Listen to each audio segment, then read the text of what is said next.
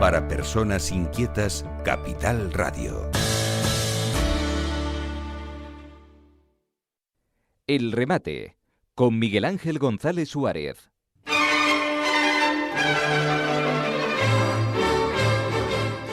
Bueno, a nosotros nos encanta, a este equipo que hace radio todos los días, buscar en los titulares qué se decía hace un año.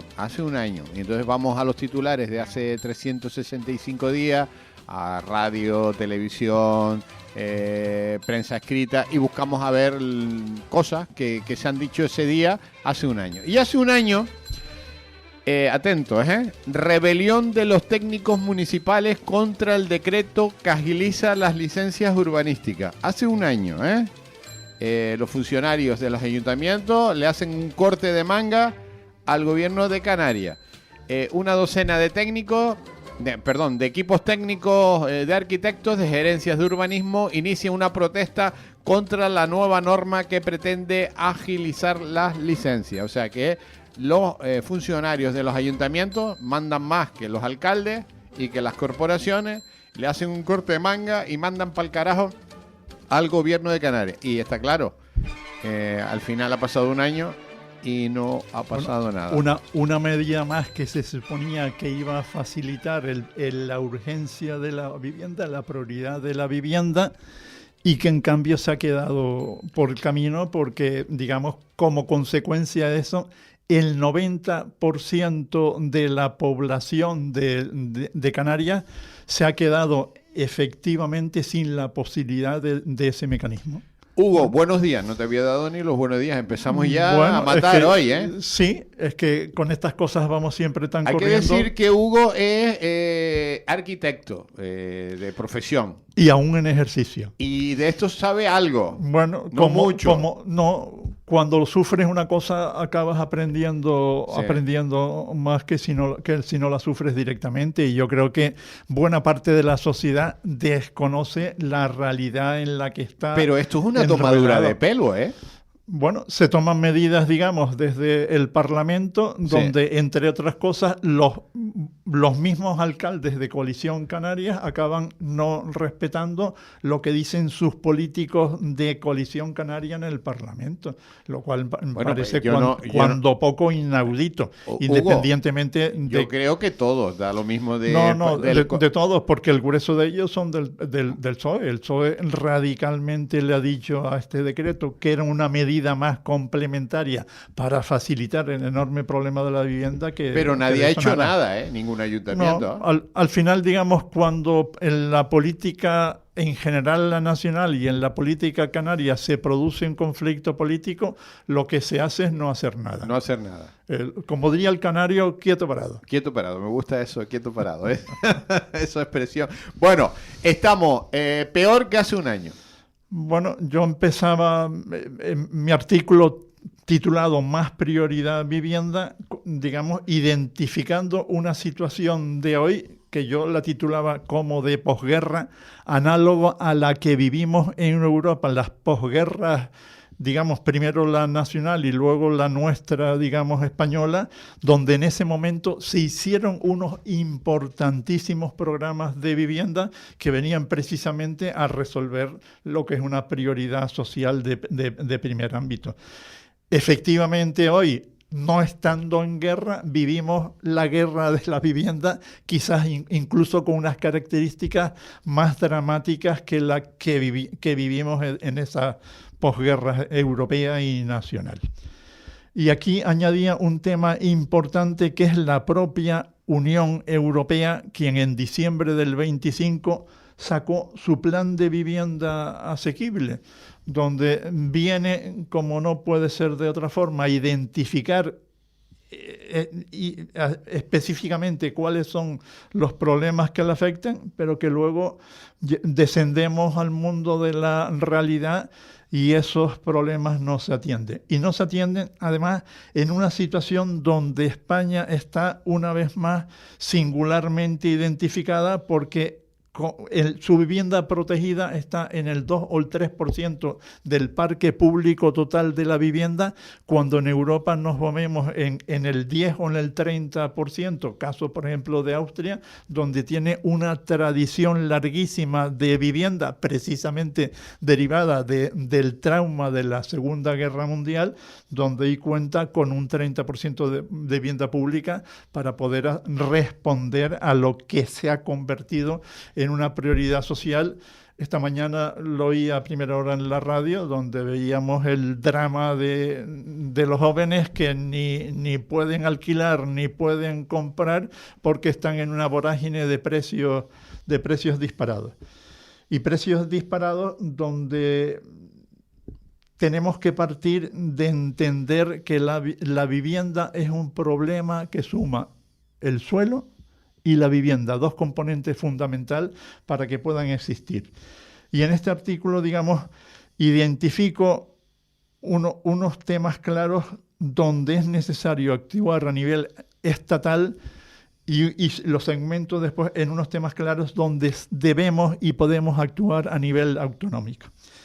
En el tema estatal yo diría que el tema más dramático, que es que deberíamos producir un cambio en la propia cultura pública, donde hemos llegado a la conclusión de que tenemos este gigantesco aparato administrativo desplegado en todos los escalones nacionales, autonómicos, cabildos, ayuntamientos, administraciones sectoriales nacionales y no nacionales, y empresas colaboradoras, entre comillas, donde hemos llegado a entender que todo ese aparataje no se debe a prestar el servicio al ciudadano, sino que simplemente está para mantenerse en el poder y aquí no pasa nada. Y esa cultura ha producido, por ejemplo, unos defectos en la colaboración pública-privada, del cual tú hacías muestra del tema del decreto del 24, donde volvemos a mordernos la cola sin buscar soluciones prácticas al asunto. En el tema nacional, ¿qué habría que hacer? Fundamental, revertir la ley de vivienda, la ley de derecho a la vivienda del año 2023, que es una demoníaca ley donde ocurre que tienen más derechos los ocupas y los inquiocupas que el propio propietario. ¿Qué produce esa circunstancia, esa situación? Produce, digamos, al margen de que sacó del mercado del alquiler más de un millón de viviendas, con lo que eso implica a efectos, digamos, del precio de la venta y del alquiler, sino que además, entre otras cosas, por ejemplo, en el marco de inseguridad jurídica que bloquea, por ejemplo, la propuesta canaria que se ha hecho de la vivienda asequible. ¿Cómo va un privado a invertir en una vivienda asequible manteniendo una inversión 15 o 20 años cuando no tiene seguridad jurídica ninguna para poder cobrar los alquileres? Ya lo decía el otro día, no recuerdo si algún presidente del Cabildo o algo por el estilo, que con esa medida es imposible que se puedan hacer viviendas asequibles. Si vamos sistemáticamente metiendo palos en las ruedas del tema, es imposible, digamos, prosperar. Otro tema de nivel nacional que lo hemos reiterado en estas ondas, que es recuperar el silencio positivo. Lo hemos contado ya y lo hemos dicho mil veces. Que yo creo que de todas maneras empiezo a escuchar en foros empresariales ya esto del silencio administrativo positivo, ¿eh? Sí, ya lo empiezo a escuchar, ¿eh? De hecho, no solo eso. En el programa del PP del año 2023 y en el actual programa del PP están incorporados revertir la ley de vivienda y poner en marcha el silencio positivo. Bueno, ya lo empiezo a escuchar, pero en foros de empresarios. Es fundamental, entre otras cosas, digamos, con el silencio positivo, donde el empresario tiene la licencia en 3 meses y no en 3 años. Ya, pero esto lo llevas contando tú hace un año, Hugo. No, yo llevo... Por lo menos aquí, en esta radio. Aquí, porque en esta radio llevo hace un año. Sí, llevas un año contando. Es de los temas más importantes porque eso implica, entre otras cosas, Sí. te lo voy a trasladar en términos técnicos, que digamos, para poder tener una licencia en 3 meses, que ocurriría por el silencio positivo, si no te la conceden, tendrían que estar haciendo los informes técnicos en 1 o 2 meses. Ya. Y si lo hacen en 1 o 2 meses, esos informes técnicos no tendrían, como tienen ahora, 30 páginas donde los técnicos se meten en sitios donde administrativamente no tienen capacidad legal para meterse. Me decía ayer un empresario importante, que no vamos a nombrar, que también construye vivienda, entre otras cosas, que hoy en día ya con inteligencia artificial se revisa la documentación para dar una licencia en 20 segundos. Históricamente, con inteligencia natural, en menos de un día se resolvían los informes. Pues, en 20 segundos se resuelve el informe. Si está bien, no está bien, deja de estar bien, falta el papel A, falta el B, hay que corregir esto, lo otro. 20 segundos. Sobre todo porque realmente el control que debe hacerse es de un contenido material. Ya. La administración no tiene responsabilidad técnica para meterse en donde se mete ahora en los informes de 30 páginas que no tiene sentido ninguno. Pues 20 segundos se tarda con la inteligencia artificial resolver una licencia de obra. Y aquí estamos 3 años. Sí. Esto me parece una tomadura de pelo a los ayuntamientos por parte de los funcionarios que se han convertido en pequeños reinos de taifa impresionante. Bueno, y yo veo sorprendido. Una cantidad de gandules que debe haber en esas áreas tremendas. Yo veo sorprendido como sale incluso algún alcalde hoy en día que dice, no, hemos hecho el grandísimo esfuerzo de procurar que los informes técnicos estén antes de 6 meses. Ya. Oiga, si su obligación legal es hacerlo en 1 mes y medio. Pero si tú estás diciendo que se tarda un día, como máximo, en revisarlo. Yo tardaría un día. ¿Tú tardarías un día? Un día. En hacer un informe. Un informe. Y me un sobraría, día es 8 horas. Y me sobra tiempo. Y te sobra tiempo. Sí. Tú. No, cualquier técnico medianamente sensato. El problema, y ahora lo veremos cuando plantee las acciones a nivel autonómico, es otro.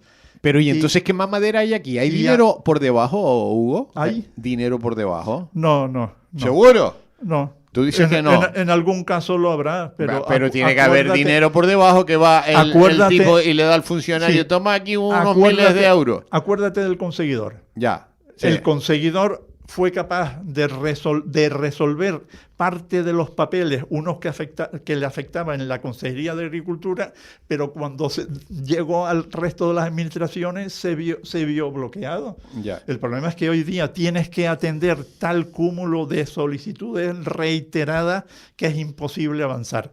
Entre otras cosas, hay que plantear una legislación donde empecemos a quitar la mayor parte de las medidas que no tienen sentido ninguno. Planteaba, digamos, a nivel de suelo otro tema que es fundamental, que es recuperar la seguridad jurídica del planeamiento, que es otro asunto tremendo. El Plan General de Santa Cruz, como sabes, lo anularon en su totalidad por un fallo formal en una tramitación en la montaña de Pacha. Ese asunto que ya estaba, digamos, contenido en las propuestas que en su día se hicieron con la agenda urbana española, no se han llevado a cabo y ahí están y nadie ha seguido avanzando en eso. Cambiando el tercio, planteo en este artículo una serie de actuaciones a nivel autonómico. El primero y precisamente deriva de la distorsión de la gestión del silencio positivo, es que planteo, digamos, que la administración autonómica, mediante una orden, que es un mecanismo relativamente sencillo, que estaría en el ámbito de las consejerías de Presidencia, Política Territorial y Obras Públicas, plantease con esa orden un mecanismo donde fijase los criterios de interpretación y contenido de los informes y trámites de licencia.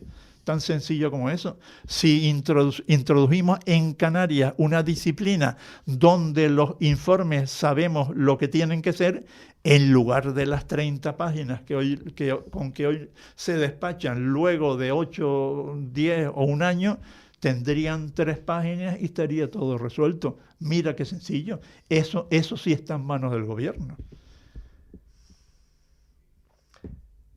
Y ello porque señalo aquí, sistemáticamente se están incumpliendo los procedimientos de la ley de procedimiento administrativo y de la ley del régimen local. Yo tramito un proyecto, una iniciativa, me hacen un primer informe con 10 erratas, cuando entrego eso me hacen un segundo informe con 5, el tercero le ponen 8 y al cuarto les ponen las que quieran. Eso, en términos de ley de procedimiento administrativo, es ilegal, pues se hace reiteradamente, tanto en el tema de las concesiones de la licencia como en el procedimiento de las recepciones finales de obra.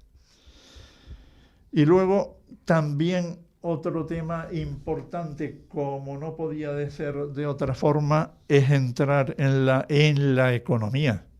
En la economía, la vivienda al final, el suelo y la vivienda han acabado siendo un receptáculo donde en el precio final del producto entre un 30 y un 40% del coste total son impuestos.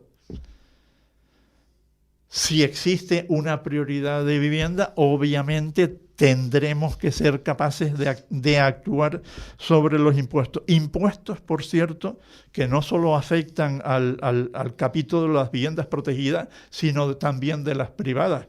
Venía precisamente en estos días en Prensa Nacional un artículo titulado, mira qué gráfico, La vivienda tiene solución. Uh-huh.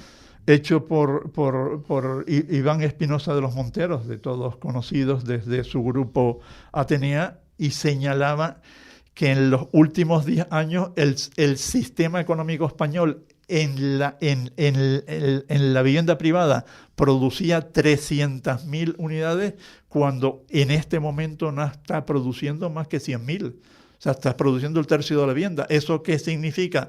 Que la poca vivienda que hay en venta o en alquiler están disparando sus precios.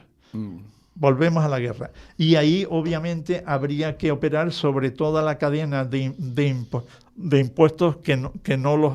de todos conocidos, que no los cito para no calentar el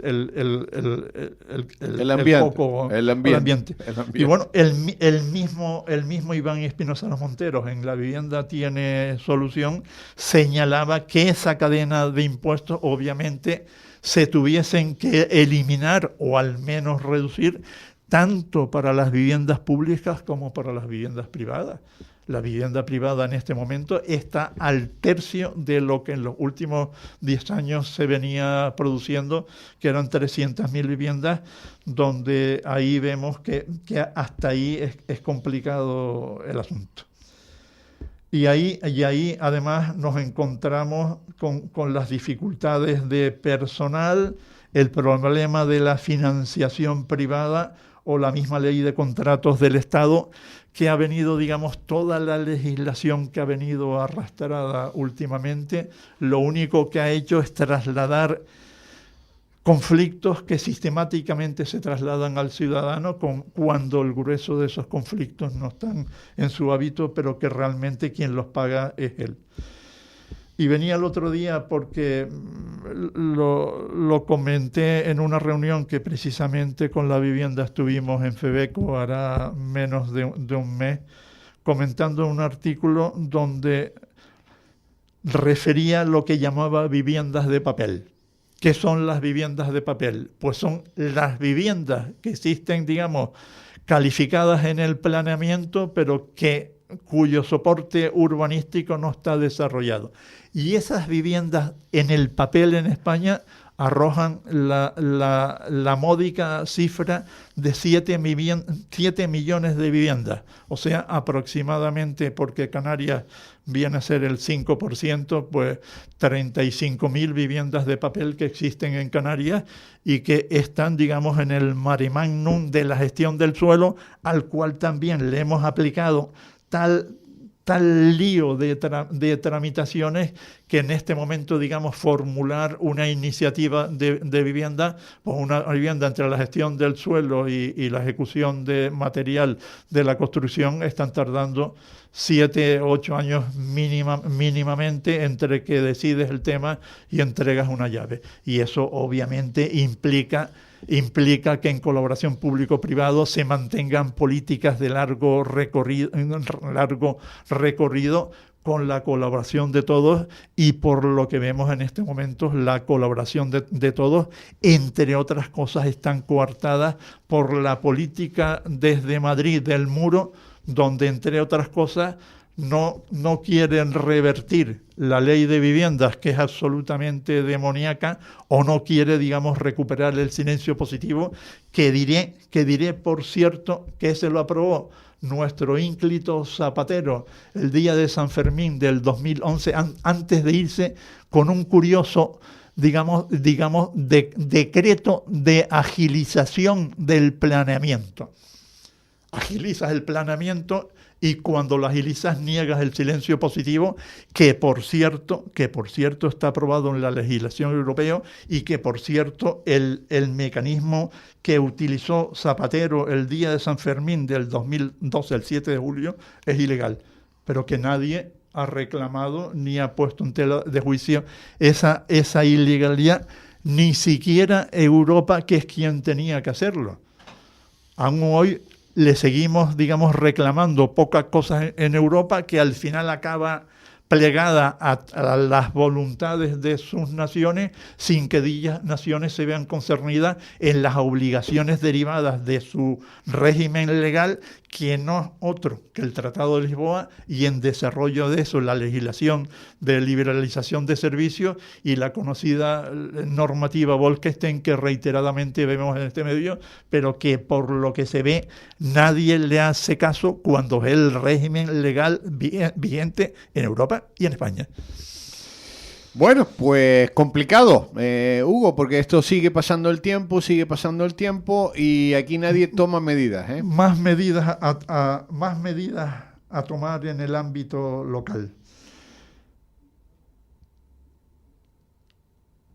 Un tema importante. Hay un cúmulo de empresas públicas, casos de Gestur, Gesplan, el ICABE, viviendas municipales, donde vamos a su actividad y las encontramos ejerciendo sistemáticamente otras cosas, actuaciones impropias. Sí. Desde aquí planteamos, y eso también lo que se dediquen a lo suyo. Que se dediquen a lo suyo. Zapatero a tu zapato. No te pongas a hacer otras cosas. ¿Qué hacen las entidades como Movisa o Visocan o Gesplan? Están haciendo de todo. De todo, y haciendo acciones en África, sí, en América, y en cambio lo que tienen que hacer aquí, que son las viviendas no las hacen. De prioridad nacional, no las ejercen. Totalmente de acuerdo. No puede ser. Nos quedan 2 minutos. Y bueno, un tema último que me liga a lo que veremos la semana que viene, que es, digamos, un tema relacionado con la situación dramática de España en Europa, que da para rato. Hablando del tema de vivienda, resulta que en estos días han venido en medio el desvío de los fondos destinados a vivienda, que han acabado pagando las pensiones y los gastos sociales. Uno más. Una partida, por cierto, que entre el 2024 y 2025, lo veremos la semana que viene, ha desviado 10.900 millones de euros sin saber de dónde los vamos a pagar, porque el problema es que esa cantidad hay que revertirla. ¿De dónde sacamos 11.000 millones para pagar eso? Hugo, llevamos con esta cantinela de la vivienda tiempo. Hay que empeñarse en ella. Sí. Y yo creo que después de un año yo empiezo a escuchar a la gente ya hablar con profundidad de este tema, ¿eh? O sea, que estamos haciendo una labor de formación e información, las dos cosas. Y empiezo a escuchar a la gente y a los empresarios ya sobre este tema muy seriamente. Pero quien lo tiene que resolver, no lo resuelve. Yo creo que, y en eso coincido con Espinosa de los Monteros, que la vivienda tiene claramente solución. Lo que pasa es que hay que ponerse ahí. Hugo, hasta la semana que viene. Nos veremos hablando de otras cosas. Un abrazo. A ti y a nuestro público. El remate, con Miguel Ángel González Suárez. Capital Radio.